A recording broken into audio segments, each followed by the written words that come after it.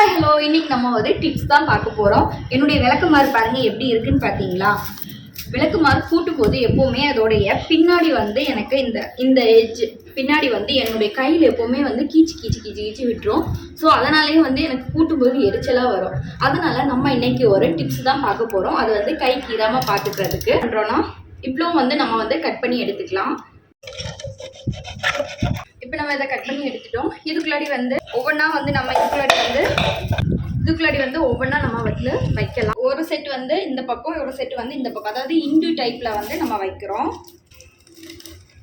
இப்படி பார்த்தீங்களா? ஒரு செட் இந்த பக்கம், ஒரு செட் இந்த பக்கம், அப்படி நம்ம இண்டு டைப்பில் வந்து இது ஃபுல்லாகவே வச்சுட்டு வரலாம். வந்து இது லாஸ்ட்டு நம்ம இதையும் கூட வந்து இதுக்குள்ளாடி இப்போ வந்து நம்ம எல்லாமே உள்ளே ஆக்கியாச்சு. இப்போ பாருங்க, கைப்பிடியே வந்து கேஸ் ஸ்டவ்வில் தீயில காமிச்சு இதை கொஞ்சம் வந்து உருக்கிடலாம். அப்போ இது வந்து நல்லா ஜாயிண்டாக இருக்கும். இதில் வச்சுட்டு நல்லா டக்கு நீங்கள் பாருங்கள், நல்லா உருகுது பார்த்தீங்களா? இப்படி ஒரு டவல் பக்கத்துலேயே வச்சுக்கோங்க. இந்த டவல் வச்சு ஹீட்டு கையில் படாமல் இருக்கிறதுக்கு இது பண்ணிக்கோங்க. நல்லா இறுகிடுச்சு.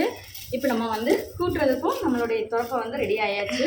வாங்க, நம்ம கூட்டும் போது இந்த கை இங்கே வந்து நமக்கு குத்தும். இப்போ பாருங்கள், எதுவுமே இல்லை, அழகாக கூட்டி விட்டுக்கலாம். அழகாக கூட்டுது. என்னுடைய துறப்பை வந்து ரெடி ஆயாச்சு. அடுத்த ஒரு டிப்ஸ் மட்டும் நாளைக்கு சந்திக்கலாம். பாய்.